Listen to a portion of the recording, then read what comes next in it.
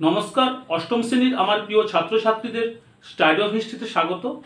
আজ তোমাদের ইতিহাস বইয়ের চ্যাপ্টার 7 অর্থাৎ ভারতের জাতীয়তাবাদী আন্দোলনের আদর্শ ও বিবর্তন এই অধ্যায়ে গুরুত্বপূর্ণ 1, 2 ও 3 নম্বরের প্রশ্নগুলো তুলে ধরব। তোমাদের আগের অধ্যায় থেকে আমি বিভিন্ন 1, 2, 3 নম্বর ও 5 নম্বরের বিভিন্ন নোটগুলো তুলে ধরেছি। এখনও যারা এই সমস্ত ভিডিওগুলি দেখে উঠতে পারোনি তারা আমার এই চ্যানেলটি সাবস্ক্রাইব করে পাশে থাকে বেল আইকনটি অল করে নাও, তাহলে তোমরা ধারাবাহিক বিভিন্ন নোটগুলো পেয়ে যাবে। যাই হোক, তাহলে শুরু করছি। দেখে নাও তাহলে আজকে এই চ্যাপ্টার 7-এর কী কী গুরুত্বপূর্ণ 1, 2 ও 3 নম্বরের প্রশ্ন উত্তরগুলো রয়েছে। একের দাগে প্রশ্ন কী রয়েছে দেখো তাহলে। প্রথমে তোমাদের 1 নম্বরের প্রশ্নগুলো তুলে ধরছি, তারপরে তোমাদের 2 ও 3। প্রথম বিশ্বযুদ্ধ কত খ্রিস্টাব্দে সংঘটিত হয়? 1914 খ্রিস্টাব্দে এবং শেষ হয় 1919 খ্রিস্টাব্দে। 2, কত খ্রিস্টাব্দে মন্টেগু চেমস্ফোর্ড শাসন সংস্কার আইন পাস হয়?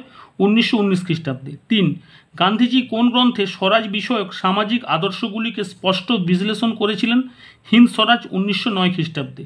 4 দাগের প্রশ্ন, গান্ধীজি কোথায় বর্ণ বৈষম্যের বিরুদ্ধে আন্দোলন করেছিলেন? দক্ষিণ আফ্রিকায়। 5, গান্ধীজি কত খ্রিস্টাব্দে দক্ষিণ আফ্রিকা থেকে ভারতে ফিরে আসেন? 1915 খ্রিস্টাব্দে। 6, ভারতবর্ষে রাজনীতিতে অংশগ্রহণের পর গান্ধীজির প্রথম 3টি সত্যাগ্রহ আন্দোলনের নাম লেখো। বিহারের চম্পারণ সত্যাগ্রহ, আহমেদাবাদের সত্যাগ্রহ ও গুজরাটের খেদা সত্যাগ্রহ। তারপরে দেখো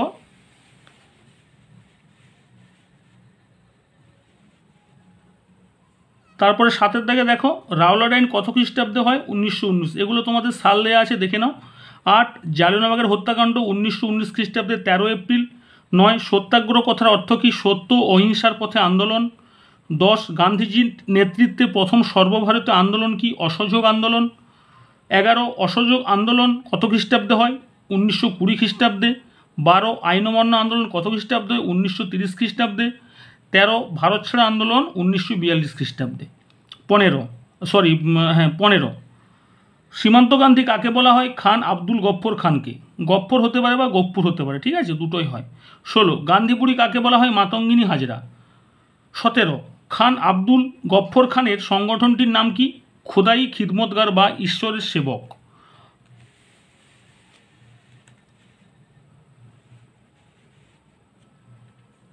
18 দাগ, খিলাফত কমিটি কত খ্রিস্টাব্দে গড়ে ওঠে? 1919 খ্রিস্টাব্দে।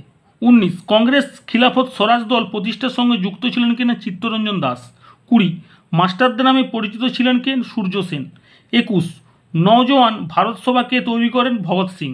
22, রাইটার্স বিল্ডিং অভিযান কারা করেন? বিনয় বাদল দীনেশ। 23, লালকর্তা বাহিনী গঠন করেন কে? না খান আব্দুল গফ্ফর খান।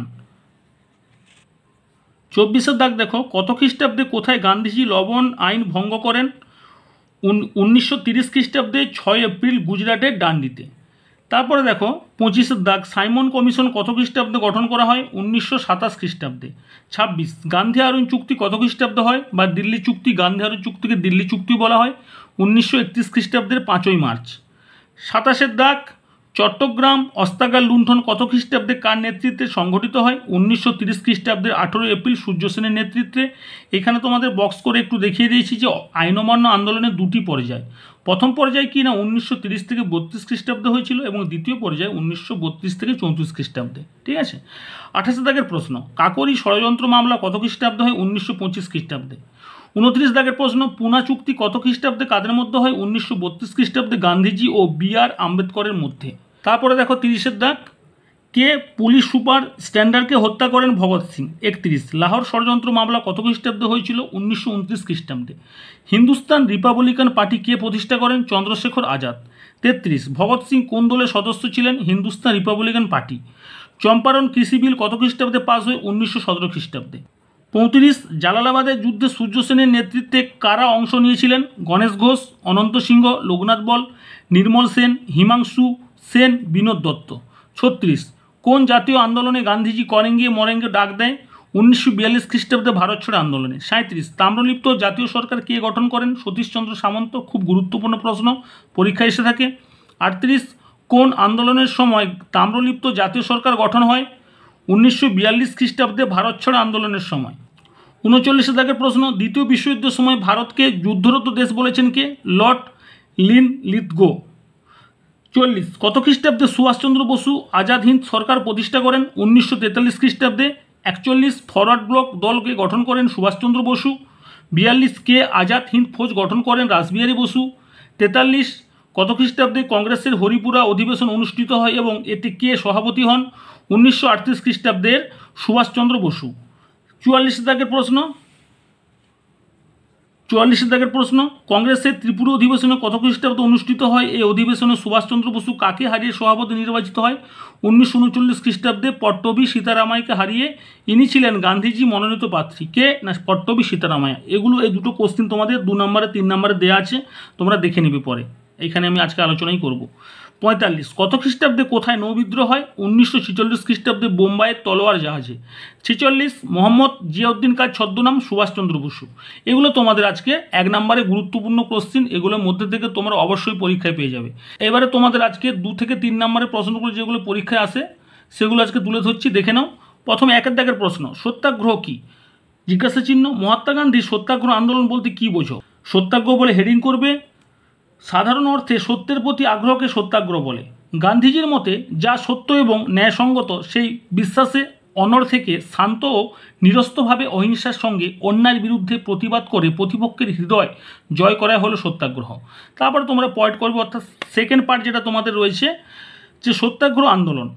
এই সত্যাগ্রহ আদর্শের উপর ভিত্তি করে গড়ে ওঠা গান্ধীবাদী আন্দোলনগুলি সমাজ সত্যাগ্রহ আন্দোলন নামে পরিচিত। গান্ধীজির মতে রাজনৈতিক আন্দোলনের ও চূড়ান্ত উদ্দেশ্য হওয়া উচিত সত্যেই প্রতি আগ্রহ নিষ্ঠা। রহস্যই হবে। 2 নম্বর প্রশ্ন কি রয়েছে?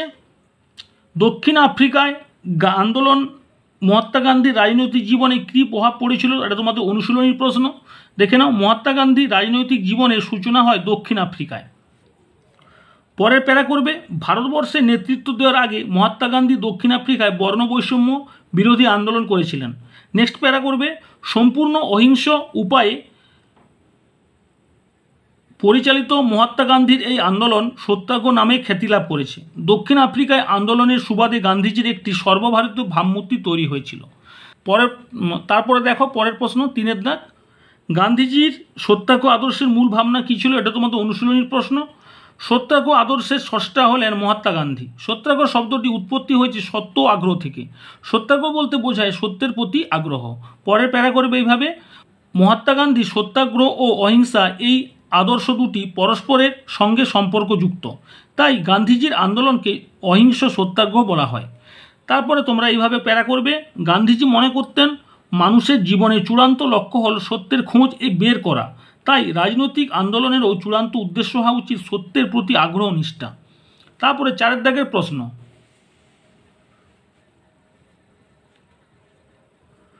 4 দাগের দেখো কি রয়েছে প্রশ্ন, চৌরিচৌরা ঘটনা বলতে কী বোঝো? গান্ধীজি কেন অসহযোগ আন্দোলন প্রত্যাহার করে নেয়? এগুলো খুব ভালো ইম্পর্টেন্ট কোশ্চেন, পরীক্ষায় এসে থাকে এই প্রশ্নটা।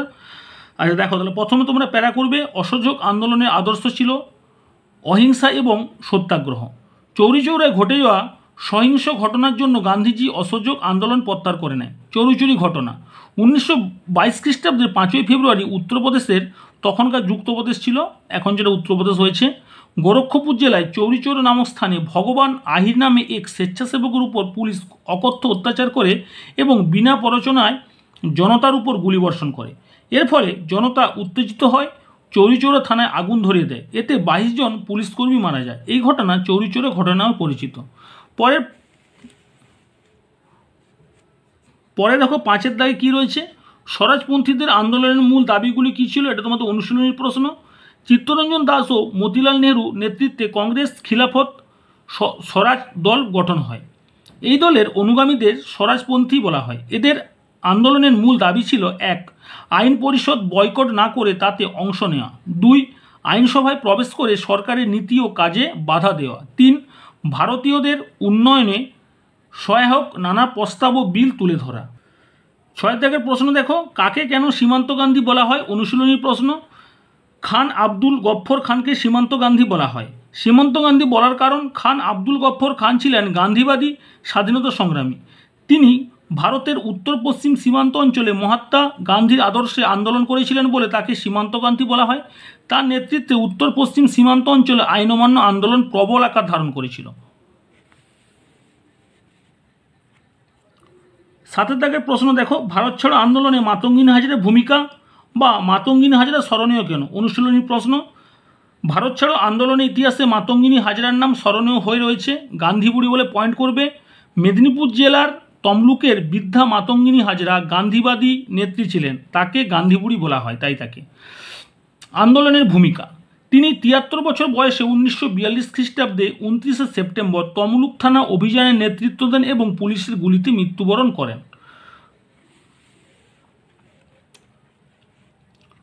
পরের প্রশ্ন ৮এর দাগ, সূর্য সেন স্মরণীয় কেন? বাংলায় বিপ্লবী আন্দোলনে অন্যতম নেতা ছিলেন সূর্য সেন। তিনি পেশায় স্কুল শিক্ষক ছিলেন বলে তাকে মাস্টারদা নামে বলা হতো বা তারা মাস্টারদা নামে পরিচিত ছিলেন। অবদান, তিনি ইন্ডিয়ান রিপাবলিকান আর্মি নামে একটি বাহিনী গঠন করেন। তার উল্লেখযোগ্য বিপ্লবী কার্যাবলী হল ১৯৩০ খ্রিস্টাব্দে ৮ই এপ্রিল চট্টগ্রাম অস্ত্রাগার লুণ্ঠন। এছাড়াও তিনি জালালাবাদের যুদ্ধে নেতৃত্ব দেন। পরের প্রশ্ন ৯এর দাগ, অলিন্দ যুদ্ধ বলতে কী বোঝায়? ১ নম্বর পয়েন্ট করবে মহাকরণ অভিযান। ১৯৩০ খ্রিস্টাব্দের ৮ই এপ্রিল বেঙ্গল ভলেন্টিয়ার্স দলের ৩ বিপ্লবী বিনয় বসু, বাদল গুপ্ত ও দীনেশ গুপ্ত রাইটার্স বিল্ডিং বা মহাকরণ অভিযান করেন। তারা সিমসন ও ক্রেগকে গুলি করে হত্যা করেন। ২ নম্বর পয়েন্ট প্রতিরোধ। ট্রেগাটের পুলিশ বাহিনী রাইটার্স বিল্ডিং ঘিরে ফেললে দুই পক্ষে গুলি বিনিময় হয়। এই গুলি বিনিময় রাইটার্স বিল্ডিংয়ের অলিন্দে বা বারান্দায় হয়েছিল। এই ঘটনা অলিন্দ যুদ্ধ নামে পরিচিত। ১০এর দাগের প্রশ্ন দেখো, ভারতের উপর প্রথম বিশ্বযুদ্ধের প্রভাব সম্পর্কে সংক্ষেপে লেখো। ভারতের উপর প্রথম বিশ্বযুদ্ধের প্রভাবগুলি হলো: ১. সামরিক খাতে সরকার বিপুল পরিমাণ ব্যয় করার ফলে প্রয়োজনীয় জিনিসপত্রের মূল্যবৃদ্ধি বাড়ে। ২. খাদ্যশস্যের উৎপাদন কমে যায়। ৩. বিশ্বযুদ্ধের সময় অনেক মানুষ দুর্ভিক্ষ এবং সংক্রামক ব্যাধির কারণে প্রাণ হারায়। ৪. অর্থনৈতিক সামাজিক জীবন বিপন্ন হয়। বিশ্বযুদ্ধে ভারতীয় সৈন্য প্রাণ হারায়। ১১ দাগের প্রশ্ন, ভারতের রাজনীতি ও অর্থনীতির উপর দ্বিতীয় বিশ্বযুদ্ধের প্রভাব লেখো। ১৯৩৯ খ্রিস্টাব্দে দ্বিতীয় বিশ্বযুদ্ধের শুভারম্ভ এবং পরিসমাপ্তি ১৯৪৫ খ্রিস্টাব্দে।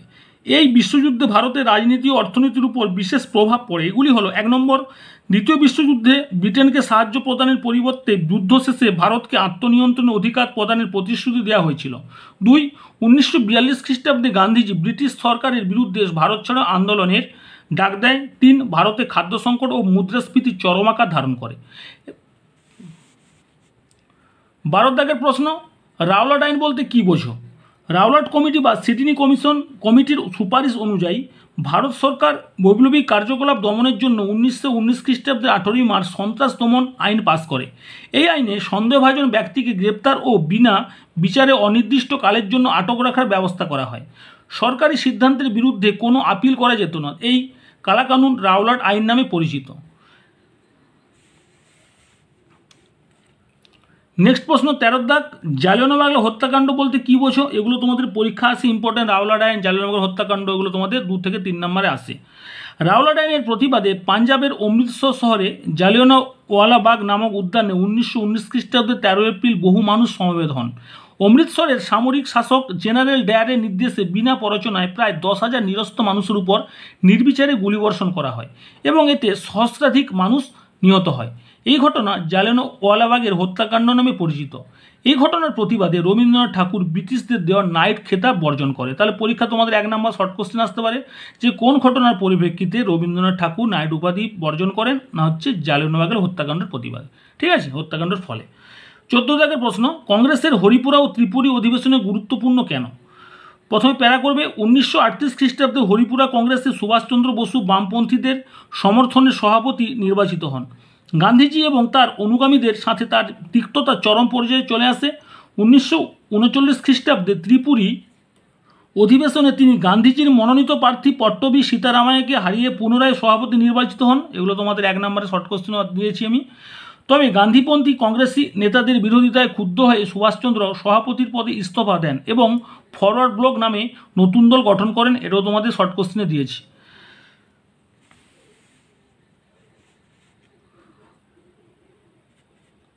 ১৫ দাগের প্রশ্ন, ৩ কাঠে ব্যবস্থা বলতে কী বোঝো? বিহারের চম্পারণ অঞ্চলে নীলকররা স্থানীয় কৃষকদের তাদের প্রতি বিঘা জমি ৩ কাঠায় নীল চাষ করতে এবং উৎপন্ন নীলকরদের কাছে নির্দিষ্ট দামে বিক্রয় করতে বাধ্য করত। এই ব্যবস্থা ৩ কাঠে ব্যবস্থা নামে পরিচিত ছিল। 16 দাগের প্রশ্ন, চম্পারণ সত্যাগ্রহ বলতে কী বোঝো? বিহারের চম্পারণ জেলায় স্থানীয় কৃষকদের উপর নীলকর সাহেবদের অত্যাচার ও জুলুম, তিনকাঠিয়া প্রথার বিরুদ্ধে গান্ধীজি 1917 খ্রিস্টাব্দে সেখানকার কৃষকদের নিয়ে সত্যাগ্রহ আন্দোলন শুরু করেন। এটি চম্পারণ সত্যাগ্রহ নামে পরিচিত। শেষ পর্যন্ত এই আন্দোলন জয়যুক্ত হয় এবং 1917 খ্রিস্টাব্দে সরকার চম্পারণ কৃষি বিল পাস করে তিনকাঠিয়া প্রথার বিলোপ ঘটায় এবং খাজনার পরিমাণ 20 থেকে 25% হ্রাস করে। পরের প্রশ্ন 17 দাগ, আহমেদাবাদ সত্যাগ্রহ বলতে কী বোঝো? 1918 খ্রিস্টাব্দে আহমেদাবাদের মিল শ্রমিকরা 50% বা চা লিখতে পারো, 50%ও লিখতে পারো বা 50% লিখতে পারো, সংখ্যাও লিখতে পারো বা কথাও লিখতে পারো, তবে কোথায় সংখ্যায় লিখলে ভালো, মজুরি বৃদ্ধির দাবিতে ধর্মঘট শুরু করে। গান্ধীজি এই আন্দোলনের নেতৃত্ব গ্রহণ করেন এবং দাবি আদায়ের জন্য অনশন শুরু করেন। অবশেষে মিল মালিকরা 35% বা 35% মজুরি বৃদ্ধি মেনে নিলে গান্ধীজি আন্দোলন প্রত্যাহার করে নেন। এই আন্দোলন আহমেদাবাদ সত্যাগ্রহ নামে পরিচিত। 18 দাগের প্রশ্ন তোমাদের কী রয়েছে? খেদা বা খেড়া সত্যাগ্রহ বলতে কী বোঝো? 1917 থেকে 18 খ্রিস্টাব্দে গুজরাটের কৈরা বা খেদা অঞ্চলে বা কৈরা অঞ্চলে ফসলহানি সত্ত্বেও সরকার ভূমি রাজস্বের পরিমাণ হ্রাস করেনি, বরং রাজস্ব আদায়ের জন্য অত্যাচার শুরু করে। এর প্রতিবাদে গান্ধীজি, ইন্দুলাল যাজ্ঞিক প্রমুখের নেতৃত্বে খেড়ার কৃষকরা খাজনা হ্রাসের দাবি মেনে নেয়। তাহলে আজ তোমাদের কাছে 1, 2 ও 3 নম্বরের গুরুত্বপূর্ণ প্রশ্নগুলো যেগুলো তোমাদের পরীক্ষায় এই অধ্যায় থেকে এসে থাকে আজ তোমাদের সামনে তুলে ধরলাম। ভিডিওটি তোমাদের কেমন লাগলো অবশ্যই কমেন্ট করে জানাবে, ভালো লাগলে অবশ্যই লাইক করবে এবং বন্ধুদের মধ্যে অবশ্যই শেয়ার করো। আজ এখানে রাখছি, তোমরা সবাই ভালো থেকো, সুস্থ থেকো।